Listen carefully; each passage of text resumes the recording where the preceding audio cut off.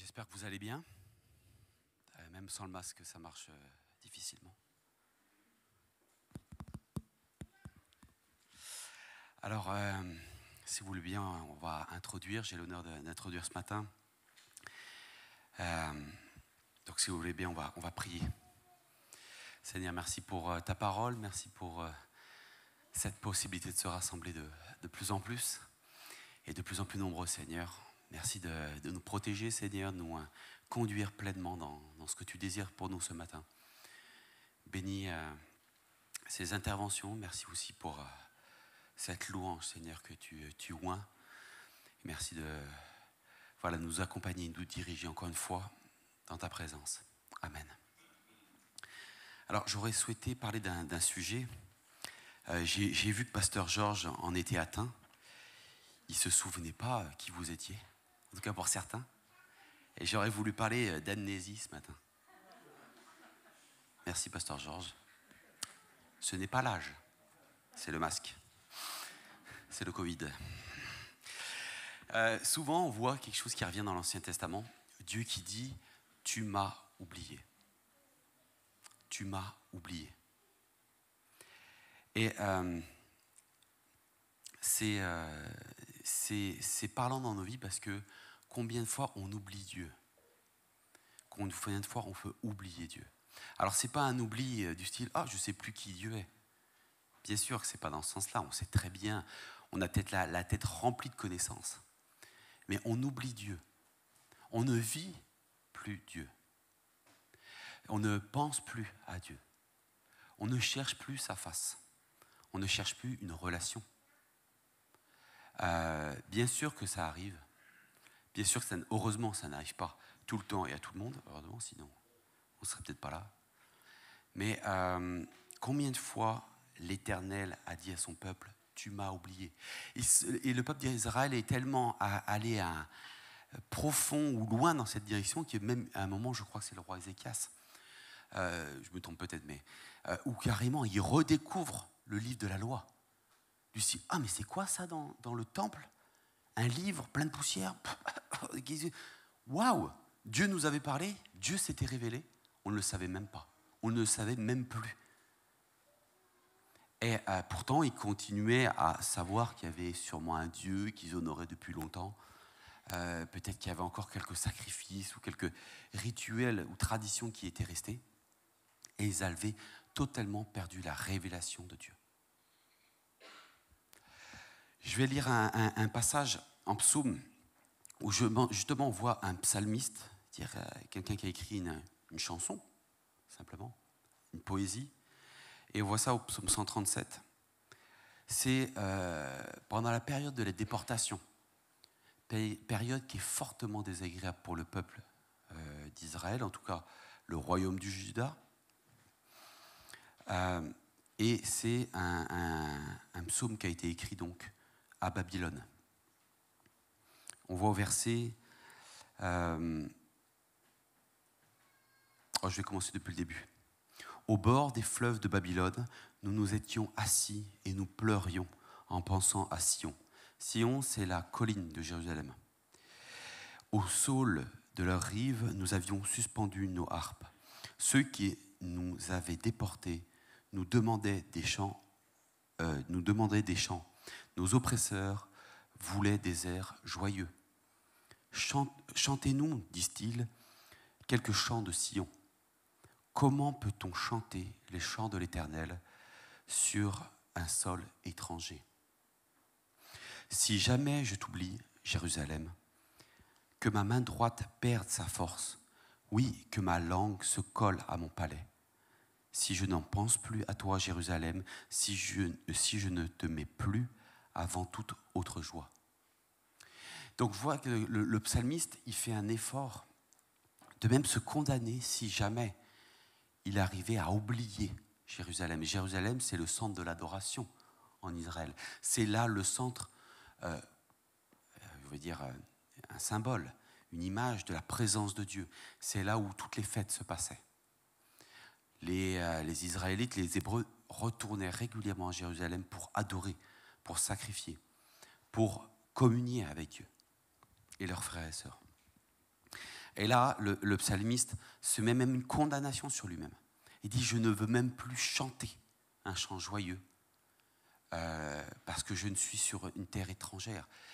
Et même colle ma langue sur mon palais, fait en sorte que ma main ne puisse même pas avoir de force pour jouer d'un instrument, si c'est pour jouer une autre joie que celle de Jérusalem et de l'Éternel.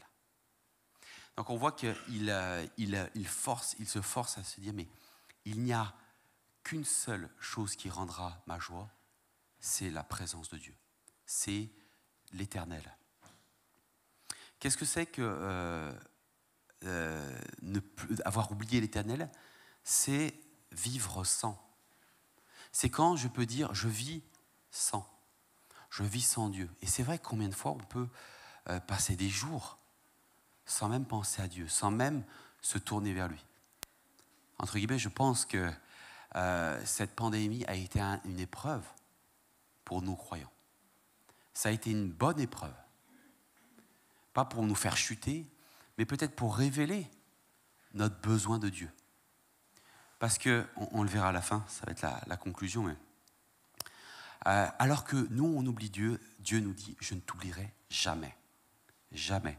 On voit ça en Ésaïe 49, 15, où il est écrit, une femme oublierait-elle l'enfant qu'elle nourrit? Cesse-t-elle d'aimer l'enfant qu'elle a conçu? Et même si les mères oubliaient leur enfant, je ne t'oublierai pas. Voici, je t'ai gravé dans le creux de mes mains. Ça, c'est prophétique, ça. Je t'ai gravé dans le creux de mes mains. Ce qu'on voit le plus dans la partie de nos corps, sans miroir, c'est nos mains. Sans faire quasiment d'effort, on voit nos mains, premièrement. Il veut l'avoir sous son regard en permanence. Dès qu'il va faire quelque chose, il veut nous voir. Il veut se souvenir de nous et il ne nous oublie jamais. C'est la promesse qu'il nous fait, alors que nous, on l'oublie. Et ça m'a fait penser justement à la parabole bien connue, que j'aime beaucoup d'ailleurs, du fils prodigue. Et il y a quelque chose d'intéressant, c'est que le père n'a jamais oublié le fils.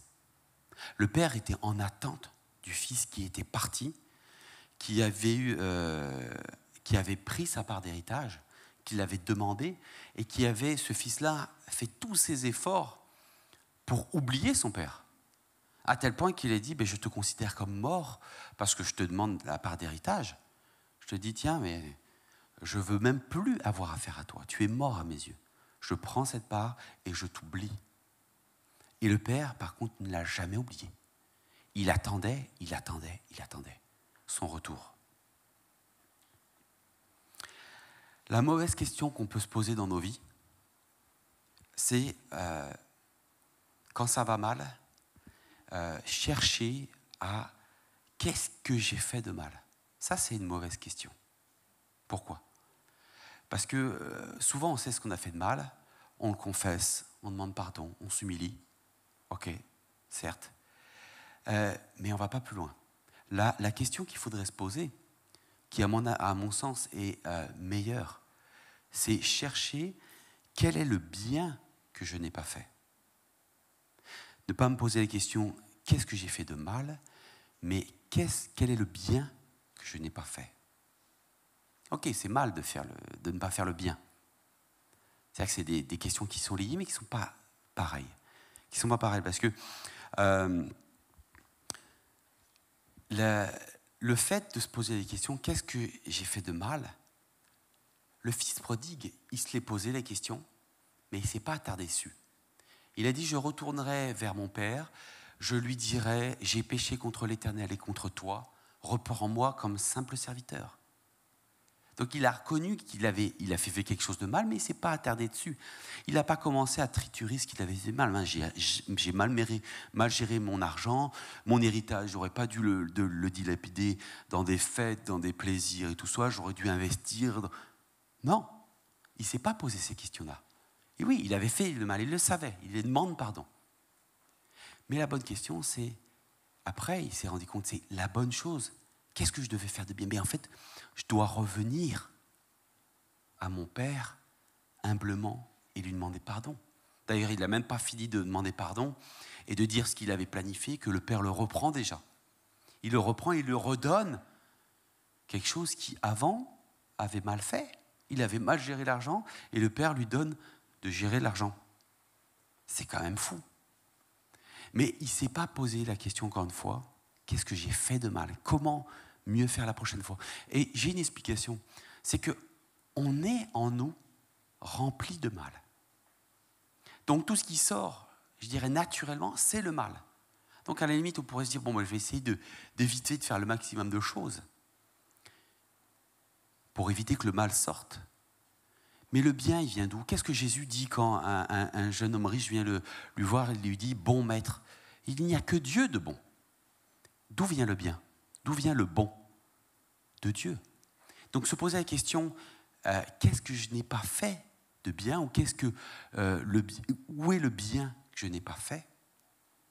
C'est automatiquement ne pas se tourner vers soi-même, ou ce que j'aurais fait de mal, mais c'est se tourner sur qui peut me dire ce qui est bien, qui peut me montrer ce qui est bien.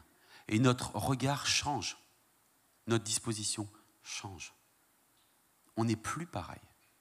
Combien de personnes critiques se rebellent contre les autorités en général, pas seulement dans l'Église. Et en fait, on dit qu'ils ne sont pas constructifs. Ouais, ils sont destructifs. Ils ont peut-être raison, ça ne va pas dans tel domaine, ça ne va pas comme ça, il faudrait faire comme ça, et ça ne va pas, et ça ne va pas, et ça ne va pas. Mais l'esprit est totalement différent que quel est le bien que je pourrais faire. Pour finir,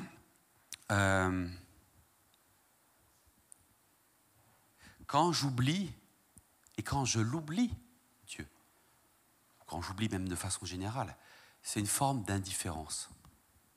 C'est une forme d'indifférence à la personne.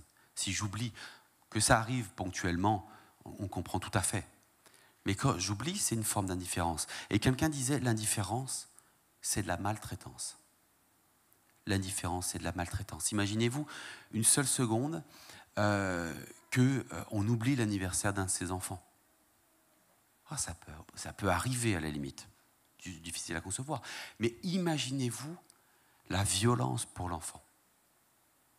Alors combien de fois un enfant oublie ce qu'on lui demande ou qui on est pour cet enfant? C'est fou, hein, être parent, c'est un sacrifice, c'est une belle image de ce que Dieu peut être pour nous. Il y a combien de fois, il y a encore cette image où on donne quelque chose à son enfant, on dit ben, tiens, donne-le à maman, qui est dans la pièce à côté. L'enfant part, et 1 minute ou 2 minutes plus tard, il revient, il a encore l'objet dans les mains. Mais qu'est-ce que tu fais? Tu ne l'as pas donné à maman? Ah ben non, j'ai oublié, j'ai trouvé un jouet dans le couloir, je me suis amusé, et après, j'avais déjà oublié. Mais combien de fois on peut être comme ça? Mais est-ce qu'on imagine un parent oublier de nourrir son enfant? C'est la maltraitance. C'est pas simplement « Ah oui, j'ai oublié, c'est pas grave ». C'est la maltraitance. Et pour finir, comme solution, on pourrait avoir le fait d'être discipliné. Se dire « Ah ben si je lis ma Bible tous les matins, si je vais à l'église tous les dimanches, même j'y vais les jeudis, si je fais ceci, cela », oui, ça peut être une solution. Mais combien dans les églises, il y a de gens disciplinés, mais qui ont oublié Dieu? Apocalypse en parle, quand elle est dit, mais tu as oublié ton premier amour, et pourtant tu es zélé. Attends, tu as oublié ton premier amour, mais tu es zélé. Ça paraît paradoxal. Regardez, dans l'église catholique, il y a énormément de symboles pour se remémorer les choses. Une sorte de discipline ou de méthode. Vous avez le chapelet pour se souvenir des prières, vous avez les tableaux, vous avez les sculptures, les vitraux, vous avez même des symboles, énormément de symboles. Quand vous voyez les apôtres qui sont sculptés, des fois on ne sait pas qui c'est, mais il y a des symboles, les clés par exemple pour Pierre, qui symbolisent. Mais aujourd'hui, à qui ça parle? À qui ça rappelle quelque chose? Beaucoup de gens vont voir ces symboles, vont pratiquer ces choses-là, sans même aucun souvenir réel de ce que ça représente. Et on peut rentrer dans une discipline qui, en final, construit la même chose. Des symboles qui n'ont plus aucun sens, qui sont vides. Et la discipline peut être vide. Et il y a une chose, ça pourrait devenir vide aussi, mais que Pierre donne, et je vais m'arrêter là-dessus, en 1 Pierre 2, verset 5, et qui dit Approchez-vous donc de lui. Et puisque vous êtes aussi des pierres vivantes, édifiez-vous pour former un temple spirituel et pour constituer un groupe de prêtres consacrés à Dieu. Et là, l'expression que je trouvais importante, c'était pierre vivante. Qu'est-ce que c'est important, et je n'ai pas utilisé ça par hasard, aujourd'hui, on peut se rassembler de plus en plus nombreux, c'est des pierres vivantes. Le fait d'être ensemble, de vivre une même espérance, une même foi, c'est vivant parce que ça nous rappelle à la vie de Dieu, ça nous rappelle Dieu. Pas forcément à chaque fois qu'on va prier ensemble, mais cette vie-là, qui est constituée de la parole, de la foi, des échanges, de l'édification qu'il y a au milieu de nous, c'est vivant. Et ça, c'est aussi, je dirais, une méthode, pas seulement une discipline, qui nous aide à se souvenir, à ne pas oublier Dieu et à être renouvelé jour après jour. Voilà, soyez bénis.